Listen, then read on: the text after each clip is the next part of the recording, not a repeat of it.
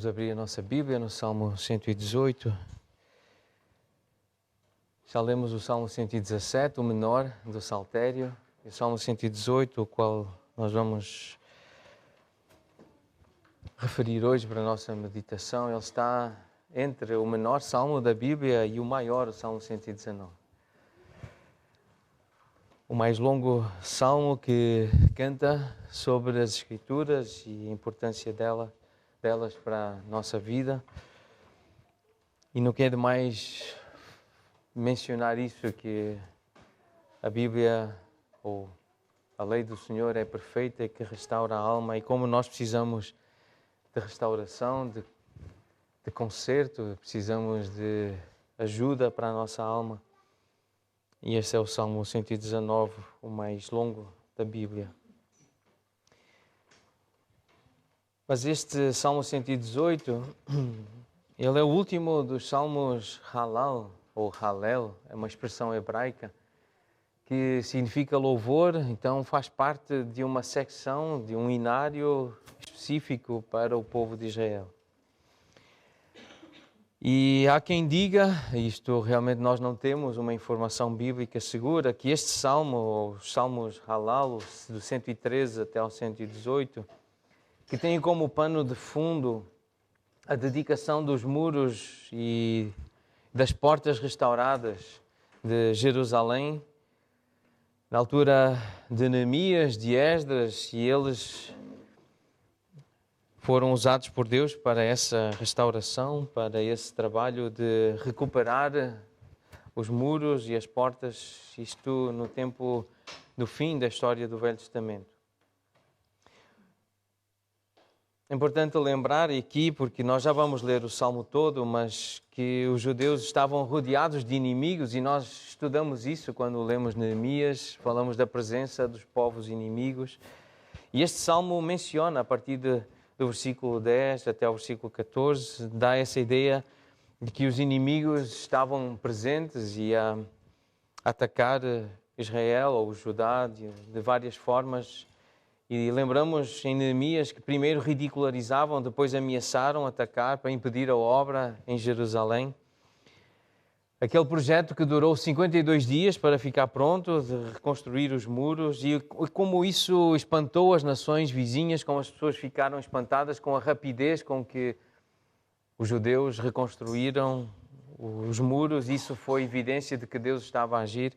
E nós aplicamos várias lições espirituais às nossas vidas, como igreja, como famílias de crentes, como Deus trabalha para restaurar vidas, para corrigir pensamentos, corrigir desejos, para santificar o seu povo. Então este salmo menciona portas, nós já vamos ver no versículo 19 e 20, menciona construção no versículo 22, exprime a alegria do povo, experimentou um gozo, um regozijo ao ver o que Deus tinha feito. Há algumas frases repetidas de louvor, de exaltação ao Senhor, que sugerem que esse salmo então foi escrito para ser usado no culto público, na adoração. Os pronomes pessoais, na primeira pessoa, referem-se à nação de Israel, que deveria cantar como um todo, como uma unidade, em uníssono, e não um indivíduo em particular, mas é o povo de Israel que é visto como uma unidade. Mas este salmo, como todos os outros, fala a todos os crentes de todas as épocas, e por isso fala a nós e fala por nós, ou deveria falar por nós, crentes, nesta época, e traz pelo menos 4 instruções práticas. E esta é uma referência ao ensino do irmão Wiersbe, que ele, quando ensinou este salmo, ele resumiu e dividiu em 4 instruções práticas. Dar graças ao Senhor em todos os momentos, versículos de 1 a 4. Então, todas as ocasiões são ocasiões propícias para dar graças a Deus. Confiar no Senhor em todas as crises, versículos de 5 a 14. Confiar no Senhor, mesmo nos tempos difíceis, em todas as crises, versículos 5 a 14. Número 3, glorificar ao Senhor depois de cada vitória, dar graças e glória a Deus, dar-lhe o elogio que lhe é devido, versículos 15 a 21. Então, glorificar o Senhor depois de cada vitória. E, por fim, ver o Senhor em cada experiência, versículos 22 a 29. Contemplar o Senhor, ver o Senhor em cada experiência. O que eu vou compartilhar com os irmãos foi aquilo que eu aprendi no congresso lá do Prega a Palavra, no Brasil. A razão principal para eu ir na época em que fui ao Brasil foi por causa do congresso desse ministério Prega a Palavra. E foi sobre o livro dos Salmos. E foi um pastor que eu não conhecia e tive a oportunidade de conhecer, de conversar com ele, inclusive. Foi um tempo muito rico de ver alguém que é especialista no Novo Testamento pregar sobre os Salmos e sobre o Velho Testamento. E ele disse que se esforçou bastante, teve que estudar muito para poder pregar nos Salmos, ele que não está habituado a pregar no Velho Testamento e tem muito mais prática a pregar e ensinar sobre o Novo Testamento. Ele que é reitor da Escola de Teologia do Seminário Batista do Sul desde 2018, o irmão Herschel, um nome até difícil de pronunciar, mas eu vou partilhar com os irmãos algumas notas que eu tomei, que eu escrevi, enquanto ouvia esse irmão ensinar sobre os Salmos. Ele que mencionou como batista, e nós herdeiros dessa tradição batista, e uma mistura também das igrejas dos irmãos, que trouxeram esse desejo de voltar às Escrituras, herdeiros da Reforma Protestante, de mencionar que a Bíblia é a autoridade de Deus, que Cristo é por meio de Cristo que somos salvos, é pela graça e que devemos dar glória a Deus e não buscar glória para nós nem para nenhuma instituição. Esses pilares, esses pensamentos que têm governado os crentes que nós chamamos de conservadores, crentes históricos, aqueles que querem voltar às Escrituras e às raízes da fé cristã, querem ser realmente seguidores da doutrina dos apóstolos. Então esse irmão também, apresentando-se herdeiro desse movimento e parte desse movimento, ele diz que nós somos diferentes de alguns cristãos na Terra, que são muito mais formais na sua liturgia, e há alguns grupos como os anglicanos, os presbiterianos, isto para não mencionar os católicos romanos, com os quais nós não temos realmente identificação, mas são muito formais nos seus cultos, na sua forma de cultuar a Deus. E nós somos muito mais espontâneos, informais até, embora queiramos ter um culto organizado e um certo formalismo numa liturgia serena, concentrada. Mas ele menciona ele contou que para chegar ao lugar, os batistas demoram cerca de meia hora. Chegam à igreja cedo porque querem estar uns com os outros, querem se cumprimentar e vão serpenteando, vão cumprimentando um e depois outro, e até o culto começar demora 25 a 30 minutos. E não há aquela liturgia, aquelas procissões, aquela entrada dos sacerdotes e depois o povo entra atrás. Nós somos herdeiros desse movimento bem mais informal e gostamos de chegar cedo, de conversar, ou gostamos, isto é, na teoria, não é? Desejamos nos nossos sonhos chegar cedo e podermos estar uns com os outros e partilhar notícias e nos abraçarmos. Mas Israel tinha um formalismo e faziam procissões em direção a Jerusalém. E este Salmo 118, ele descreve uma procissão em direção ao templo. 3 vezes por ano, todos os judeus de todo Israel caminhavam, faziam uma procissão em direção ao templo. E quando chegavam ao templo, havia um coro de sacerdotes para abençoar os peregrinos. Esta é a imagem que quem conhece a cultura de Israel e quem já foi a Israel e já estudou a história de Israel e conhece os relatos de como é que os israelitas adoravam, é assim que é descrito esse tempo de peregrinação. Ao entrar, encontravam o povo reunido, o altar e todos os animais que haviam sido ali levados para os sacrifícios, e todos cantavam salmos em direção a Jerusalém e ao altar. Era o comum, era o normal, era o que se esperava, era cantar os salmos, especialmente os salmos, esses cânticos escolhidos, apropriados para a peregrinação. Então esta é a peregrinação, essa procissão descrita no Salmo 118, que começa assim: rendei graças ao Senhor, porque Ele é bom, porque a sua misericórdia dura para sempre. Diga, pois, Israel, sim, a sua misericórdia dura para sempre. Diga, pois, a casa de Arão, sim, a sua misericórdia dura para sempre. Digam, pois, os que temem ao Senhor, sim, a sua misericórdia dura para sempre. Em meio à tribulação, invoquei o Senhor, e o Senhor me ouviu e me deu folga. O Senhor está comigo, não temerei. Que me poderá fazer o homem? O Senhor está comigo entre os que me ajudam, por isso verei cumprido o meu desejo nos que me odeiam. Melhor é buscar refúgio no Senhor do que confiar no homem. Melhor é buscar refúgio no Senhor do que confiar em príncipes. Todas as nações me cercaram, mas em nome do Senhor as destruí. Cercaram-me de todos os lados, mas em nome do Senhor as destruí. Como abelhas me cercaram, porém como fogo em espinhos foram queimadas. Em nome do Senhor as destruí. Empurraram-me violentamente para me fazer cair, porém o Senhor me amparou. O Senhor é a minha força e o meu cântico, porém Ele me salvou.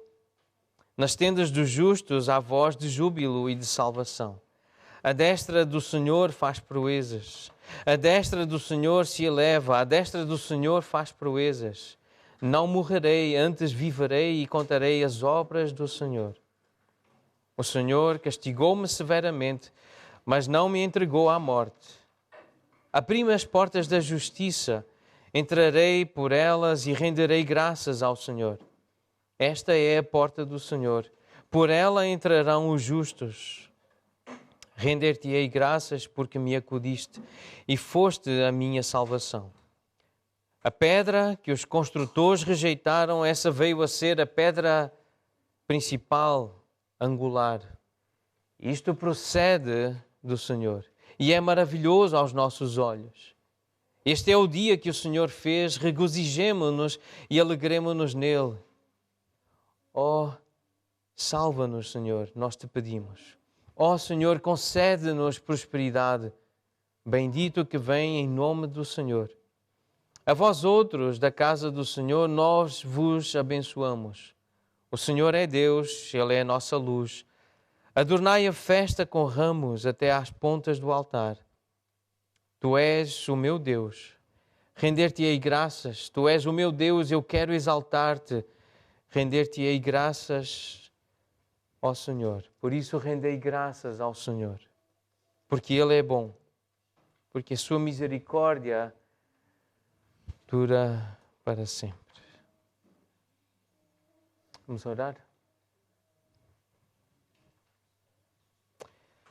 Senhor, nós agradecemos por este salmo. Agradecemos ao Pai por termos a Bíblia diante de nós, termos acesso à Tua Palavra. Obrigado, ó Deus, por nos fazeres desejar estar num lugar como este, num dia como este, para ler este livro. Ó Pai, nós rogamos que o Teu Espírito trabalhe, atue nos nossos corações, nas nossas mentes. Queremos aprender, Pai, com a Tua Palavra. Queremos aprender, Senhor, com a Tua revelação, a adorar-te, a servir-te, a viver de forma que te seja agradável. É, Pai, por isso que pedimos. Abençoa este momento, em nome de Jesus. Amém. Se nós tivéssemos a oportunidade de ler este Salmo 3 vezes ao ano, ou recitá-lo, de repetir com toda a nossa família, por toda a nossa vida, como os judeus faziam, nós também conheceríamos bem, até talvez de cor, este Salmo. E essa é a razão porque Deus deu o livro dos Salmos. Há quem diga que este livro é a banda sonora da vida dos crentes, das nossas vidas. É o inário dos crentes, especialmente para os judeus, quando estavam então a caminho de Jerusalém para as festas. Imaginemos então uma família como a família de Jesus, vinda de Nazaré para Jerusalém, uma caminhada de 3 dias. Em todo o caminho cantavam salmos. Os salmos cantados eram especialmente os cânticos de romagem, como diz na minha Bíblia, na minha versão. Os salmos de 120, mais à frente, do Salmo 120 até ao Salmo 134, tem um título nas nossas Bíblias. Na minha diz cânticos de romagem. Outras Bíblias, porque este título pode ser traduzido de diferentes formas, faz parte do texto original. Alguns dizem cânticos dos degraus, outros títulos aparecem assim, cânticos para os peregrinos a caminho de Jerusalém, ou só cânticos de peregrinação, do Salmo 120 até ao 124. São cânticos apropriados para esse tempo de ir em direção a Jerusalém. E quando chegavam a Jerusalém, ofereciam o sacrifício, participavam da festa e depois cantavam os salmos Halal ou Halel, esses salmos de louvor. Essa expressão que dá origem à nossa palavra tão conhecida, Aleluia, tem a ver com louvor. E esses salmos de louvor, esses salmos de exaltação, são os 113 até ao 118. Portanto, o 118 é a última parte dessa coleção de hinos de louvor. Estes salmos eram cantados nas 3 festas, na Páscoa, no Pentecostes e nos tabernáculos. Este cântico era tão conhecido, especialmente o Salmo 118, ele era tão famoso entre os judeus que não admira seja tão citado no Novo Testamento. Pelo menos 12 vezes no Novo Testamento este salmo é citado, é mencionado, é referido pelos autores do Novo Testamento. Especialmente naquele momento da entrada triunfal de Jesus. Quando Jesus entra em Jerusalém na última semana da sua vida, aqui na terra, enquanto descia do Monte das Oliveiras, é assim que os evangelhos descrevem Jesus a descer do Monte das Oliveiras em direção a Jerusalém. Os judeus começaram a cantar este salmo dirigido até a Jesus. A expressão, a sonoridade hebraica é mais ou menos assim, Baruch haba b'shem Adonai. Baruch haba b'shem Adonai. Era mais ou menos este o som que os judeus cantavam e que Jesus ouviu. Bendito o que vem em nome do Senhor. Esta era a melodia, era este o cântico que cantaram para Jesus.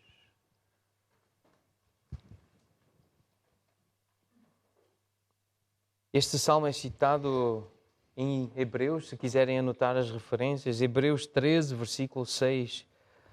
Essa palavra dirigida aos hebreus, aos crentes judeus, para terem confiança, falarem com ousadia, dizerem: o Senhor é o meu auxílio, não temerei o que me poderá fazer o homem. Eu não tenho medo dos homens, eu não tenho medo de ninguém, porque eu confio em Deus.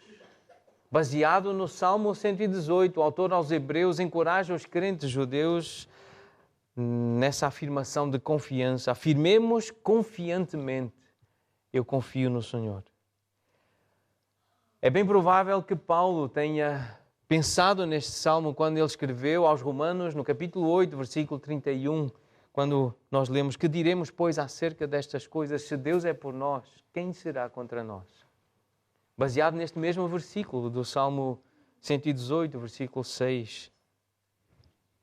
Que me poderá fazer o homem?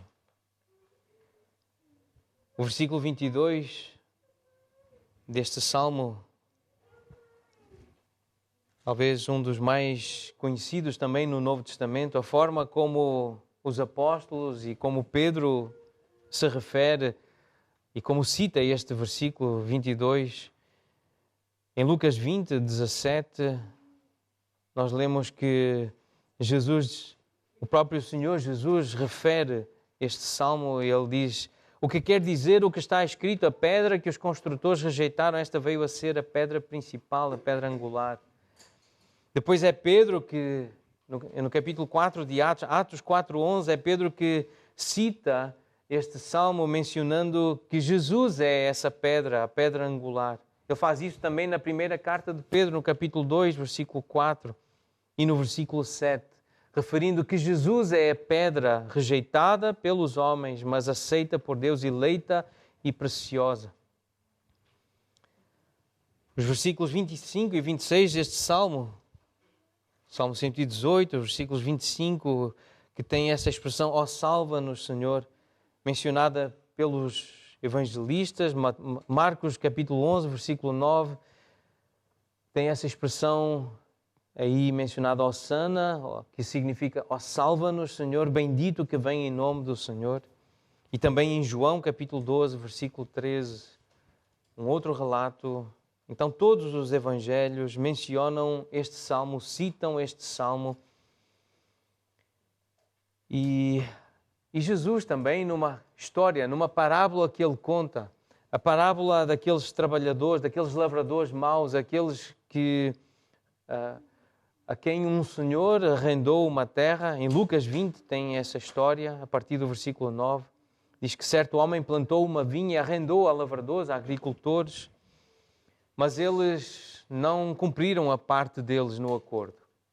E nessa história, quando Jesus diz que o dono daquela terra enviou alguns servos e depois acabou por enviar o seu filho, e os lavradores maus mataram o filho para se apoderarem daquela vinha, daquela terra. E há uma pergunta que Jesus faz: o que é que o senhor dessa vinha fará? O que é que lhes fará, pois, o dono da vinha? E ele próprio responde: virá e exterminará aqueles lavradores e passará a vinha a outros. Então, ao ouvirem isto, disseram: tal não aconteça. Mas Jesus falou e disse: que quer dizer, pois, o que está escrito? A pedra que os construtores rejeitaram, esta veio a ser a principal pedra, a pedra angular. E isto procede do Senhor e é maravilhoso aos nossos olhos. Então é o próprio Senhor Jesus que diz que este salmo, escrito muitos anos antes, se referia a Ele. E esta parte em particular tem uma referência com o nosso Jesus. Esta é uma das verdades incontornáveis acerca da Bíblia. Estes textos, que são textos históricos, que descrevem eventos reais, históricos, que trazem estes princípios e estas imagens, que trazem estes reflexos claros acerca da obra de Jesus. Tudo profetizado antes, descrito antes, vivido, cantado, ansiado, desejado muito antes que acontecesse e aconteceu. Então, este salmo, ele traz dois grandes temas que são importantes para nós hoje. É isso que nós devemos ansiar para nós hoje, podermos cantar acerca da bondade do nosso Deus. Como Deus é bom. Este é o principal tema deste salmo. Como Deus é bom. Versículo 1. Rendei graças ao Senhor porque Ele é bom, porque a sua misericórdia, o seu amor leal, a sua bondade dura para sempre. Não apenas Israel, como diz aí no versículo 3, é convocado, os judeus, os israelitas são convocados a cantar a bondade, a lembrar da bondade de Deus. Lembrem-se que Deus é bom. Mas a casa de Arão, os sacerdotes, os líderes, especificamente, são convidados, convocados a dizer que Deus é bom. Mas depois também todos são convocados. Todos os que temem ao Senhor são convidados, são exortados, são lembrados a dizer sim, a sua misericórdia dura para sempre. Deus é bom. Todos são convidados a lembrar que Deus é bom. Mesmo no momento de crise, mesmo no momento da dificuldade, todos somos lembrados, convocados, lembrados a dizer que Deus é bom. É assim que começa o Salmo, mas também é assim que termina. O último versículo deste Salmo repete este tema: rendei graças ao Senhor, porque Ele é bom, porque a sua misericórdia, o seu amor leal, o amor da aliança, o amor prometido que nunca acaba, esse amor dura para sempre. É isso que significa misericórdia na língua hebraica. Esse amor que não acaba, esse amor que é leal, um amor prometido por Deus e que não falha. Contudo, entre o início do Salmo e o final do Salmo, que fala da bondade de Deus, existe uma história de sofrimento, de muito sofrimento, de provações, de dificuldades, de problemas. Então, entre a meditação da bondade de Deus, o salmista fala de angústia e sofrimento. Este é o segundo tema do Salmo. Além da bondade de Deus, o Salmo também trata acerca de angústia e de sofrimento. Este Salmo trata da bondade de Deus no meio das nossas aflições e no meio de problemas que nós enfrentamos. Então esta verdade revela-se na procissão em direção ao templo. Isto está a ser contado, cantado, entoado, clamado em direção ao templo. E lembremos que o culto do Antigo Testamento, o culto dos judeus, ele tinha o seu centro no templo. A imagem do crente a dirigir-se ao templo para se encontrar com Deus é aquilo que nós devemos evocar ao ler este salmo. Um crente a cantar este salmo para ter um encontro com Deus. A chegada ao templo, os versículos 19 e 20, descreve a abertura das portas. Versículo 19, abri-me as portas da justiça, entrarei por elas e renderei graças ao Senhor. Esta é a porta do Senhor e por ela entrarão os justos. As portas que se abrem para os justos, os crentes, aqueles que têm fé em Deus, poder entrar e adorar o Senhor, da forma que Ele quer ser adorado, como Ele exige, como Ele requer a adoração. E lá dentro, então, tem a vista da pedra angular, versículo 22. E sobre a pedra angular, há uma referência, os arqueólogos, os historiadores, aquelas pessoas que conheceram o templo que foi destruído no ano 70 e que ainda existem partes desse templo. Eles referem que foi encontrada essa pedra angular, a pedra de esquina, a pedra principal do templo, que ela era claramente marcada, ela era claramente distinguida. Então, quando alguém fosse ao templo, poderia ver a pedra angular. E somos informados aqui por este salmo que originalmente essa pedra foi rejeitada pelos construtores. Mas essa pedra, diz o salmo, foi escolhida por Deus e tornou-se a pedra principal, a pedra angular. Uma pedra que tinha sido rejeitada pelos construtores, mas que Deus fez questão que ela se tornasse a principal pedra, literalmente, desse edifício. E, portanto, esta é uma metáfora que é usada por Jesus e pelos apóstolos para se referir a Cristo. E é uma metáfora predominante no Novo Testamento para fazer referência a Jesus. Enquanto os peregrinos se dirigiam ao templo, eles pensavam, versículos de 5 a 9, como Deus transforma a angústia em libertação, em livramento. Este é o pensamento do crente. Como é que Deus tem poder, como é que Deus tem essa capacidade de transformar o mal em bem, a angústia, os problemas em bênção, em bem-aventurança. Porque nós sabemos que a vida do crente não é isenta de problemas, de aflições. Nós sabemos isso, nós somos crentes, nós sabemos que as nossas vidas não estão isentas de problemas e de aflições. Por isso é que é difícil entender como é que há pessoas que acreditam no Evangelho da saúde e da prosperidade.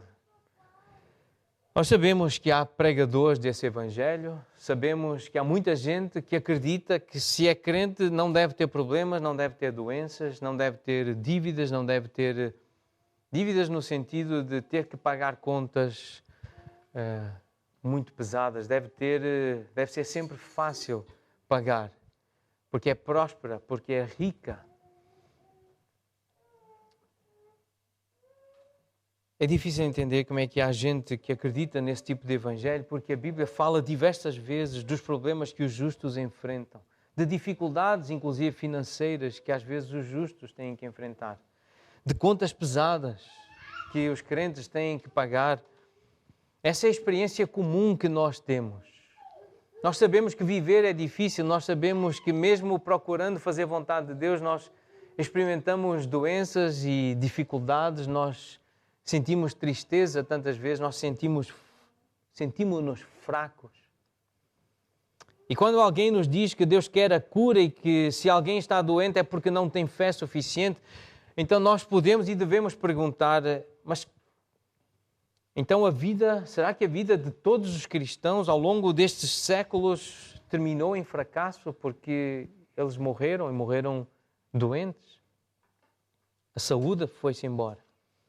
Se Deus quer a nossa cura e se nós temos fé suficiente para Ele nos curar quando nós temos 25 anos, e a minha irmã ouviu isso, ou pelo menos nós, família, ouvimos isso, quando a minha irmã adoeceu e disseram que se tivéssemos fé suficiente, quando a Sandra estava no hospital em coma com 25 anos, ela seria curada. Mas se Deus tem fé, ou se Deus tem poder para curar alguém que tem fé suficiente para crer nele, quando fica doente aos 25 anos, ou tem alguém doente bem jovem, será que nós não poderíamos ou não deveríamos ter fé suficiente aos 105 anos? Não deveria haver pelo menos alguns crentes de 500 ou 600 anos andar por aí? Esses crentes da Reforma Protestante? Tiveram fé tão extraordinária para enfrentar o que enfrentaram, não deveriam estar vivos, curados das suas doenças e estarem com saúde? Não é lógico pensar assim? Se somos jovens e se temos fé suficiente para ser curados quando somos jovens, não deveríamos ter também essa possibilidade de ser curados e de ter uma fé capaz de atrair o milagre e o poder de Deus para nos permitir estar vivos quando estivermos com mais de 100 anos? Portanto, o Evangelho da prosperidade e da saúde, ele é inconsistente com as Escrituras Sagradas, com a Palavra de Deus, mas também é inconsistente com a nossa experiência comum, com aquilo que é bom senso, com aquilo que é parte de uma lógica, uma inteligência comum que nós temos, uma observação da vida. Esse evangelho da prosperidade que alguns evangélicos pregam é inconsistente com a própria vida deles, porque eles também adoecem, eles também morrem. E algumas das pessoas mais piedosas que nós conhecemos também são aquelas que experimentaram as maiores aflições. É na angústia que nós mais clamamos ao Senhor, que aprendemos a depender de Deus, a sermos pessoas piedosas, pessoas que creem em Deus, que confiam em Deus. E saber que na angústia, quando clamamos ao Senhor, Ele dá-nos a esperança de tem poder para transformar em livramento, como diz o versículo 5, em folga, versículo 7, em ajuda, em versículos 8 e 9, em refúgio, a experiência aqui na terra. Nós sentimos-nos refugiados, nós sentimos-nos libertos, protegidos pelo Senhor. Mesmo passando por aflições, mesmo passando por angústias. Essa é a vida do crente. Ai, como nós sabemos que é no meio das angústias, das aflições que mais buscamos ao Senhor, que mais aprendemos a clamar ao Senhor. sobre vida de oração. O versículo 12 tem uma referência bem curiosa. Como abelhas me cercaram, os inimigos, os problemas, as angústias. Isto acerca da vida cristã e acerca da nossa vida comum, nós podemos também afirmar que na maioria das vezes não são as coisas grandes, mas são as pequenas que mais nos incomodam, que mais nos irritam. Esta foi a aplicação que alguns irmãos fizeram e que nós podemos fazer também acerca desta referência às abelhas. Tão pequenas, mas como podem ser um inimigo tão forte e tão poderoso. Na maioria das vezes não são essas coisas enormes, os grandes problemas que mais nos incomodam, que mais nos irritam, mas são coisas pequenas. Uma das experiências que um dos pastores comentou é que tem uma igreja com mais de 100 pessoas, mas depois de pregar um sermão, 100 pessoas vêm até ele no fim do culto e elogiam e encorajam pelo culto, pela pregação, pelo ensino, pelo ministério. Mas uma delas, apenas uma, vai até ele e critica e diz que a pregação não foi nada boa. Eu até tenho dificuldade para me manter acordado. E diz claramente, o pastor anterior era muito melhor, pregava muito melhor do que tu. E o pastor vai para casa e dorme, e quando acorda às 3 da manhã, qual das 101 vozes ele ouve? Foram 100 a encorajá-lo, a animá-lo, apenas uma, pequenina, no meio daquelas 101, qual é que ele vai ouvir? Aquela voz, aquela crítica, aquela pequenina voz, e ele a lutar, mas eu prego muito melhor do que o pastor anterior. Eu sei que a pregação foi boa. O que é que ele pensa? E ele perde a paz, perde o sono, aquela abelhinha ali a cercar. Por que é que ele não gosta de mim? E 5 ou 6 pessoas, ou até menos, num tamanho como a nossa igreja, a presença de 2 ou 3 pessoas desta numa igreja parecem um grande exército contra o pastor, contra uma liderança. Alguém que critica desta forma. Alguém que lança este tipo de veneno no coração e na mente de um líder, de um pastor, é suficiente para parecer um grande exército para a liderança. E nós sabemos que é assim. Quando nós pensamos na experiência, seja profissional, dos colegas, dos chefes, dos patrões, ou dos professores, dos colegas da escola, todos podem nos tratar com respeito, podem gostar de nós, mas basta 1 ou 2 nos criticarem, nos maltratarem no intervalo, ou numa pausa, ou um relatório. Basta uma crítica a nós sabermos como aquilo mexe connosco. Nós somos assim, frágeis, sensíveis a esse veneno de pequenos seres. Como abelhas me cercaram, porém, em nome do Senhor, as destruí. Às vezes nós imaginamos-nos como Davi, a confiar no Senhor para enfrentar Golias, mas será que nós já nos imaginamos a confiar no Senhor para destruir abelhas? Será que nós já nos imaginamos a precisar buscar a Deus, confiar no Senhor para enfrentar seres tão pequenos?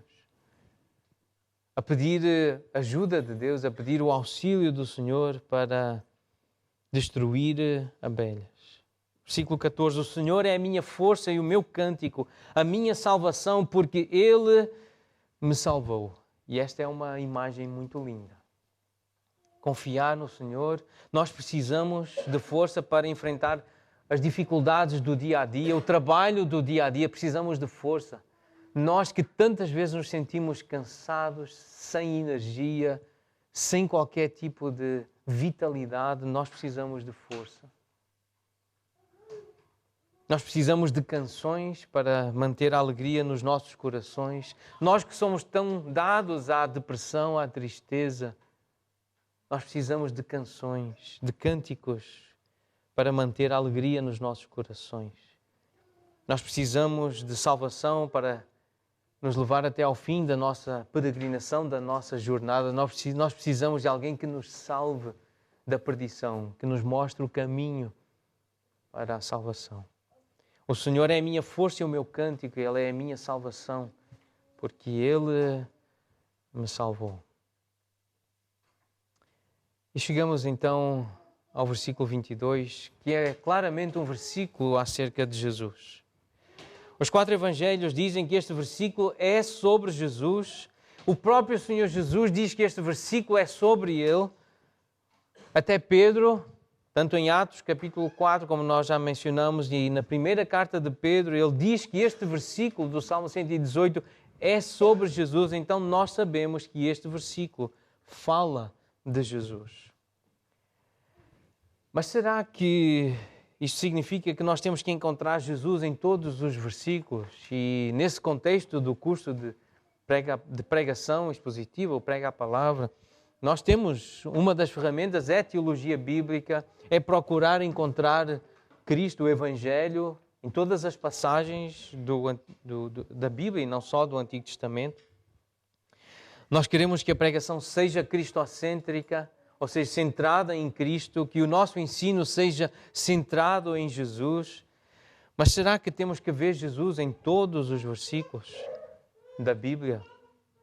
Não há dúvida que o Antigo Testamento, na sua totalidade, aponta para Jesus, e também não há dúvida que as passagens do Antigo Testamento citadas no Novo Testamento, aplicadas a Jesus, apontam para Ele. Então é verdade que, de uma forma geral, toda a Bíblia aponta para Jesus. Mas quando um texto do Novo Testamento diz que um texto do Antigo Testamento fala de Jesus, nós aceitamos e devemos aceitar isso. Nós devemos nos alegrar com o facto de versículos, de passagens escritas muito tempo antes apontarem para Jesus, e nós devemos ensinar isso.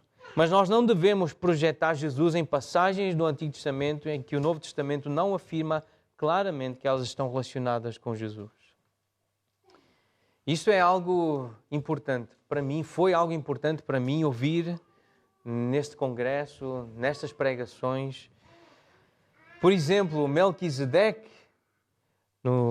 é um personagem que surge no livro de Hebreus, mas que é um personagem do Antigo Testamento. E ele é um tipo de Jesus porque o autor aos Hebreus diz que é. Esse personagem do Velho Testamento aponta para Jesus porque o autor aos Hebreus, essa carta no Novo Testamento, diz que Melquisedeque, aquele que o pai e a mãe não são mencionados no Antigo Testamento, a morte não é mencionada, são argumentos para defender esse tipo de informação, que houve um personagem no Antigo Testamento que apontava para Jesus no Novo Testamento. Jesus é um sacerdote para sempre, segundo a ordem de Melquisedeque. Essa é uma linguagem bíblica do Novo Testamento. Mas, comparando com Elias, cujos pais também não são mencionados, assim como os pais de Melquisedeque, a sua morte também não é contada porque ele foi levado vivo para o céu. Será que podemos dizer que Elias é um tipo de Cristo porque os pais não são mencionados porque ele não passou pela morte? A resposta é não, porque os autores do Novo Testamento não dizem que Elias é um tipo de Cristo.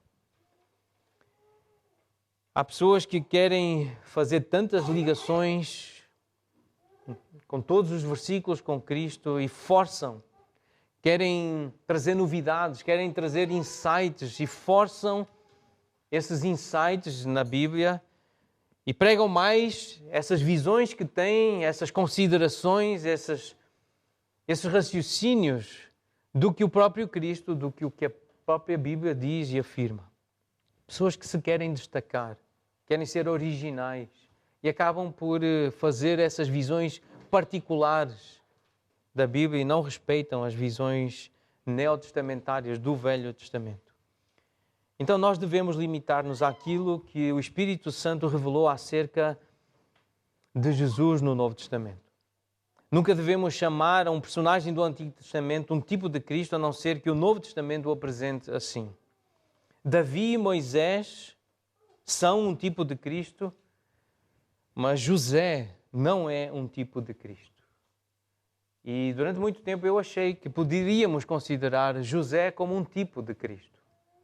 Mas o Novo Testamento não o trata assim. É verdade que há muitas coisas em comum entre a história de Jesus, que foi amado pelo Pai, foi traído, vendido por moedas de prata, confiou no Senhor apesar da provação, perdoou os seus traidores, assim como José fez. Mas ainda assim nós não podemos afirmar que é um tipo de Cristo, porque em nenhuma parte no Novo Testamento José é apresentado assim. Nós podemos ler a história de José como uma perspectiva ou como uma retrospectiva, olhando para trás, a partir de Jesus, vermos José e como ele foi cristão na sua conduta, como ele, na verdade, demonstrou aquilo que é exaltado no caráter de Cristo.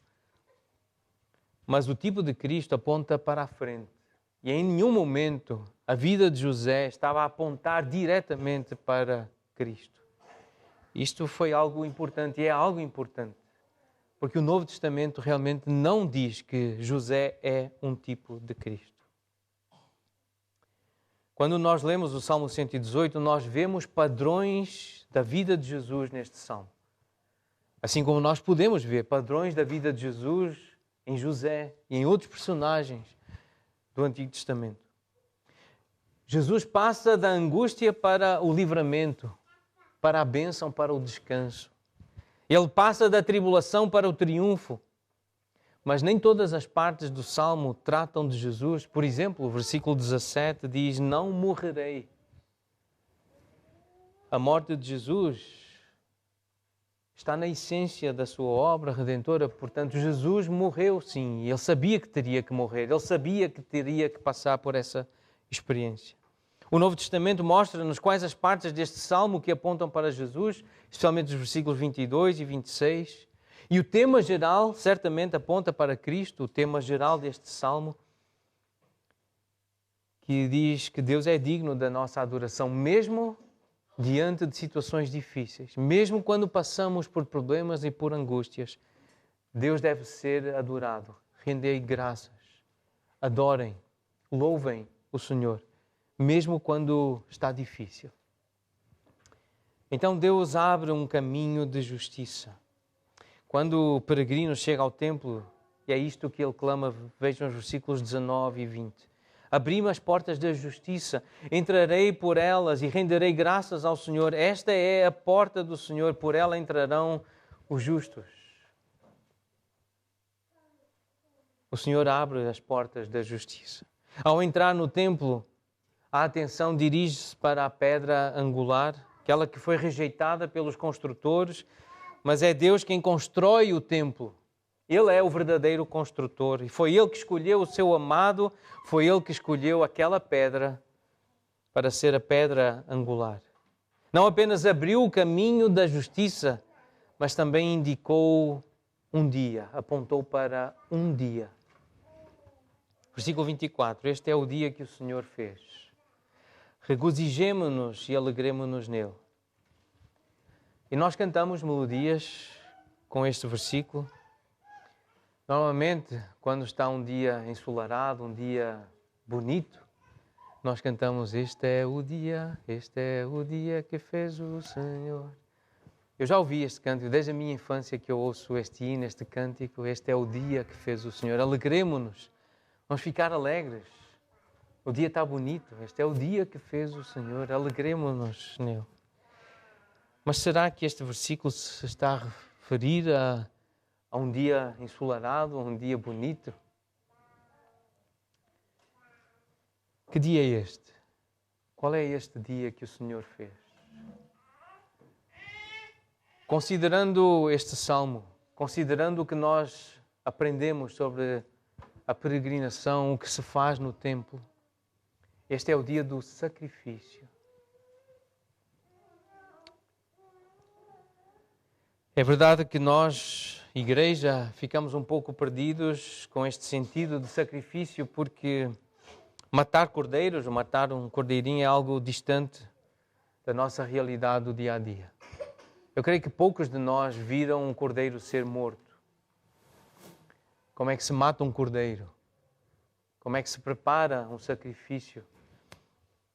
Mas vamos imaginar então que nós somos criadores de ovelhas. Aqui perto tem um pastor, um criador de ovelhas. Aqui bem pertinho nós podemos ver várias ovelhas, aqui embaixo, neste parque.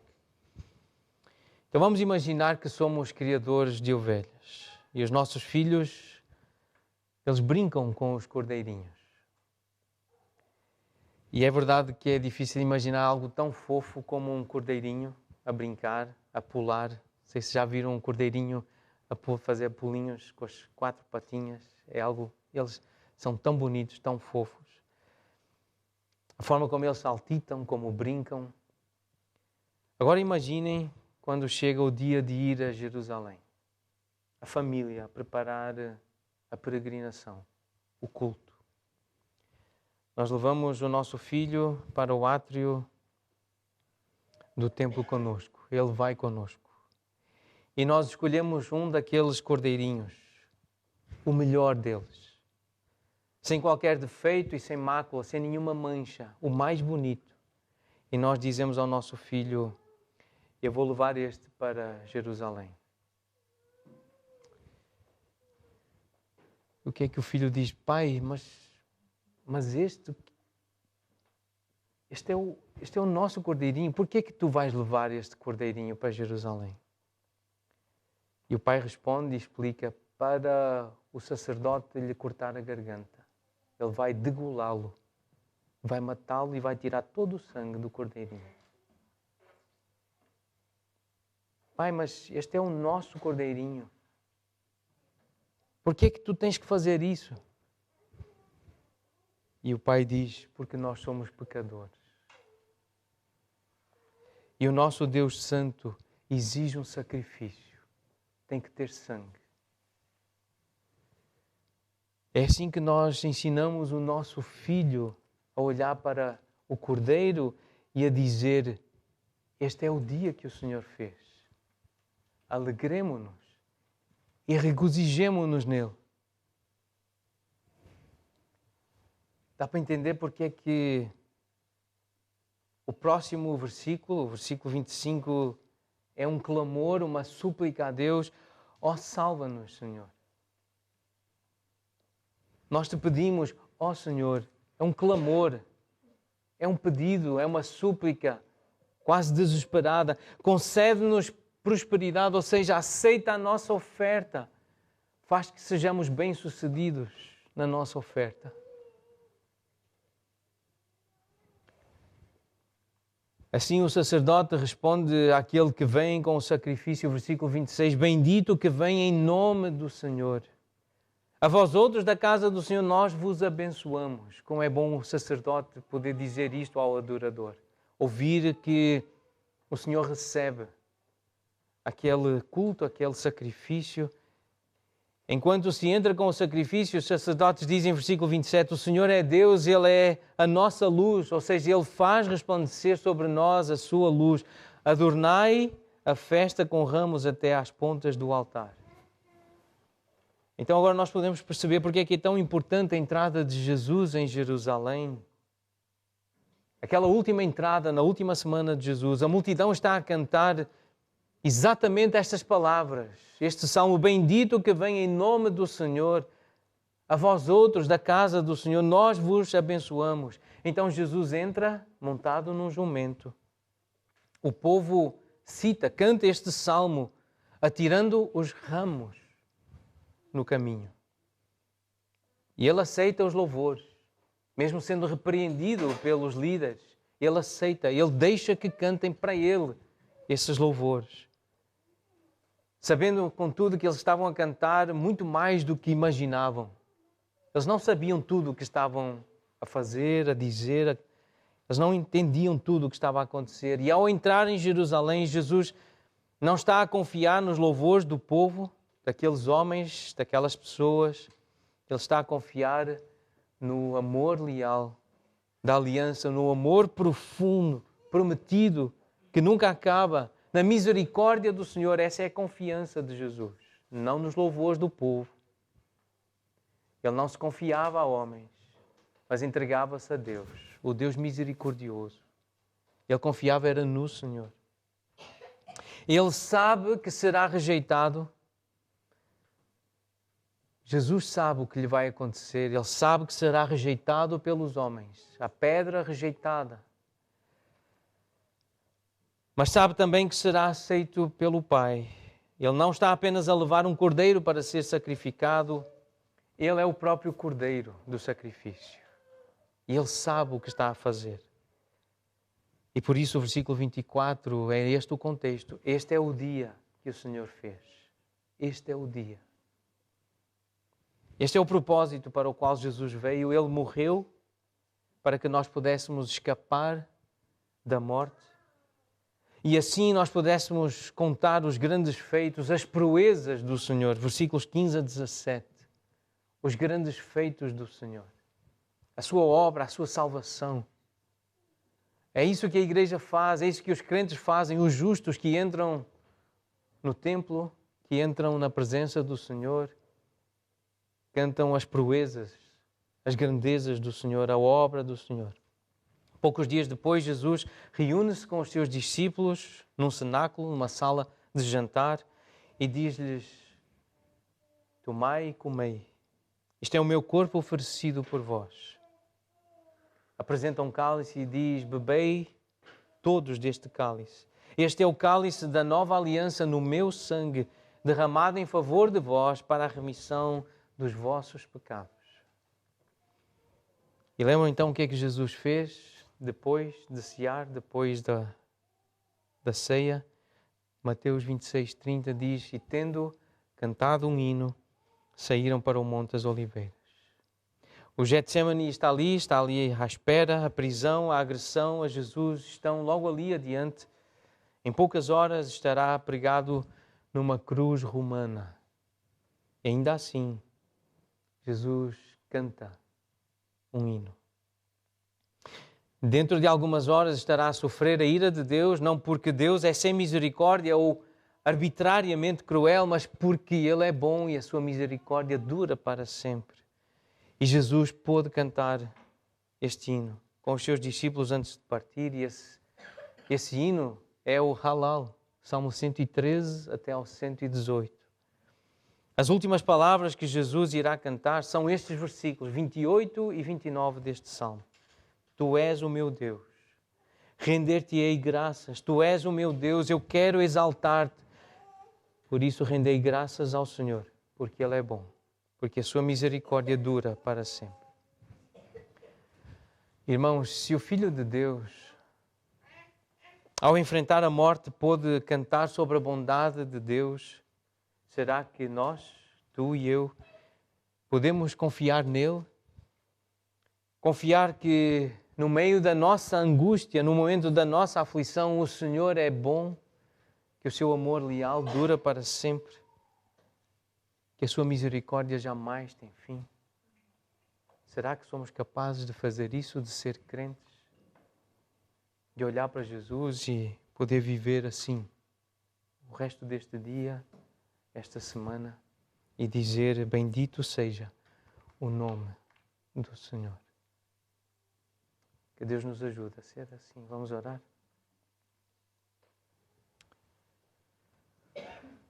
Senhor, obrigado por nos ensinares a olhar para os salmos desta forma. Com responsabilidade, com atenção, procurando usar da melhor forma o Novo Testamento, aquilo que foi cuidadosamente escolhido por Ti para estar escrito, aquilo que foi conduzido pelo Teu Espírito na vida de homens que conheceram Jesus, que foram discípulos dele, para que registassem e que nós pudéssemos aprender acerca dos salmos, acerca destes hinos, destes cânticos que nos fortalecem, que nos alegram, que nos enchem de esperança. Ó Deus, nós queremos olhar para Jesus desta forma, com confiança. Queremos aprender a confiar em Ti, a confiar em Jesus, mesmo quando ficamos doentes, mesmo quando temos contas altas para pagar, mesmo quando temos conflitos interpessoais, mesmo quando somos desprezados. Nós queremos aprender, Senhor, a confiar. Então, ensina-nos, Pai. Grava estas lições nos nossos corações. Pedimos, em nome de Jesus. Amém.